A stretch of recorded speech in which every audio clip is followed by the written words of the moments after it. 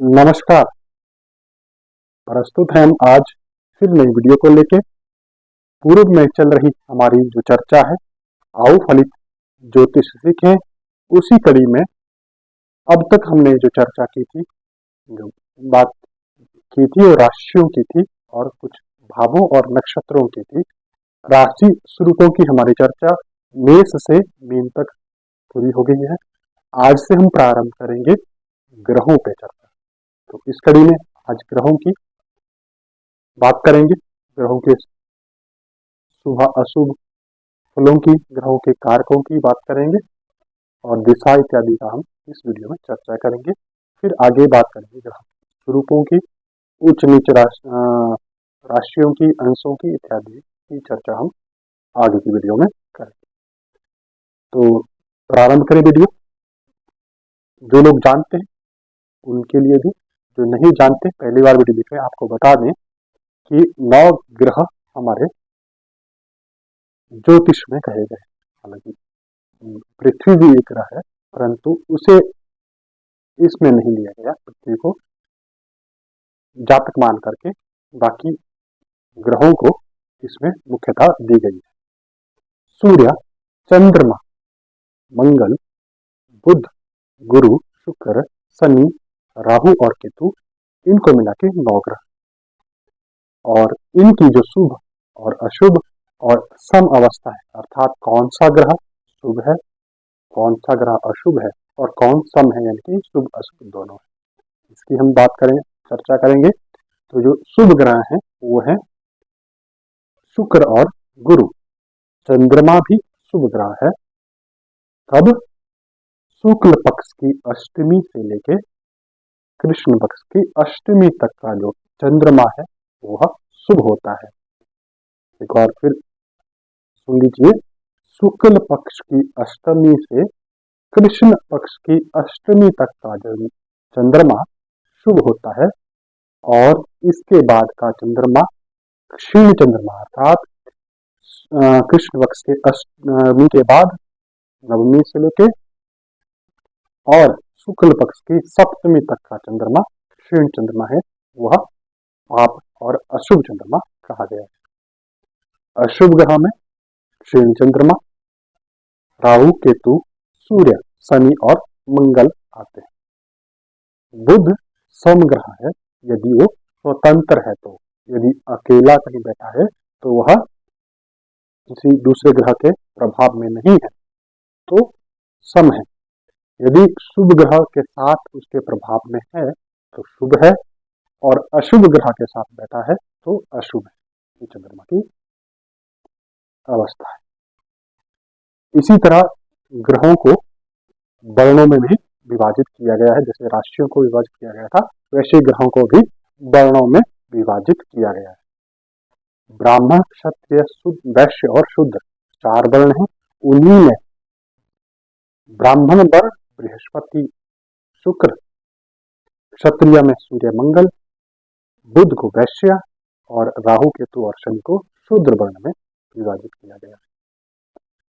रंगों में भी ग्रहों को विभाजित किया गया है। तो जो रंग है, मंगल और सूर्य का लाल, चंद्रमा शुक्र का सफेद, बुध और गुरु का पीला और शनि राहु केतु का काला वर्ण है। इसी तरह पुरुष स्त्री नपुंसक संज्ञा भी ग्रहों की है। सूर्य, मंगल और गुरु पुरुष ग्रह हैं। शुक्र और चंद्रमा स्त्री ग्रह हैं। बुध और शनि नपुंसक ग्रह की श्रेणी में आते हैं। अब हम बात करेंगे काल बल। सूर्य उदय से लेकर सूर्य अस्त तक ग्रह बली होते हैं। उनमें क्रमशः सूर्य उदय के साथ, यानी कि पूर्वाहन जो काल है, उसमें बुध और गुरु बली होते हैं। मध्याह्न यानी कि दिन के समय मध्याह्न में सूर्य और मंगल बली होते हैं। अपराह्न में फिर दोपहर के का जो समय है उसमें चंद्रमा और शुक्र बली होते हैं, और सायंकाल सूर्य अस्त के समय शनि राहु और केतु बली होते हैं। जब भी हम किसी को कहते हैं कि कोई उपाय करें इन ग्रहों का, किसी भी ग्रह का, तो उसका जो उपाय है वह काल बल के अनुसार, यदि जातक जातिका करें, कोई भी व्यक्ति यदि काल बल के अनुसार उस ग्रह का उपाय दान पुण्य करें तो उसका फल शीघ्र और शुभ मिलता है। जैसे जब भी शनि मंदिर में जाएं, शनि का दान करें, शनि के लिए तेल इत्यादि, राहु और केतु के लिए भी, तो सायंकाल समय उत्तम है क्योंकि उस समय ग्रह बली होता है। बुध और बृहस्पति के दान पुण्य जो भी जप इत्यादि है वो सूर्य उदय के साथ ही करें पूर्वाह्न काल में, और मध्याह्न काल में सूर्य का और मंगल का दान जप इत्यादि करें, और अपराह्न काल में चंद्रमा और शुक्र के किए जाते हैं। इसके साथ साथ आप आगे हम आपको बताएंगे कि चौघड़ियां देखें, शुभ मुहूर्त देखें, और होरा के साथ जो होता है प्रतिदिन सूर्योदय के साथ ही उस दिन का बार शुरू होता है, 1 घंटे तक रहता है क्रमशः, उसमें भी यदि आप जप दान इत्यादि करते हैं तो उसका फल भी शीघ्र मिलता है। अच्छा, अब बात करेंगे आगे सूर्य की मन आत्मा इत्यादि की जो अवस्था है। जैसे सूर्य को आत्मा कहा गया है, चंद्रमा को मन कहा गया है, मंगल को बल कहा गया है, और वाणी का कारक बुध है, और शुक्र वीर्य का है, और दुख कारक राहु केतु और शनि। शुक्र जो है वो स्नायु का कारक भी है। सूर्य काल पुरुष के शरीर के अनुसार, जैसे हमने राशियों की चर्चा की थी, उसी प्रकार ग्रहों की भी चर्चा काल पुरुष के अनुसार है। तो शरीर में सूर्य जो है हड्डियों के, अस्थि के कारक हैं, चंद्रमा रक्त के, मंगल मंजा के, बुध त्वचा का कारक है, गुरु वायु का कारक है, शुक्र वीर्य का, और शनि स्नायु का कारक है। और वैसे ही काल पुरुष के शरीर के अनुसार, जैसे राशियां मेष राशि सिर की थी, मुख की थी, उसी प्रकार ग्रह भी इस शरीर के स्वामी है। जैसे सिर का जो भाग है वो सूर्य है, गले से हृदय तक का भाग चंद्रमा का तत्व है, मंगल पेट और पीठ का, बुध का हाथ पैर, शुक्र के कमर, बृहस्पति कमर का, शुक्र जो है वो शीर्ष से नीचे का भाग, और शनि का जो आधिपत्य है वो घुटनों से नीचे के अंगों का है।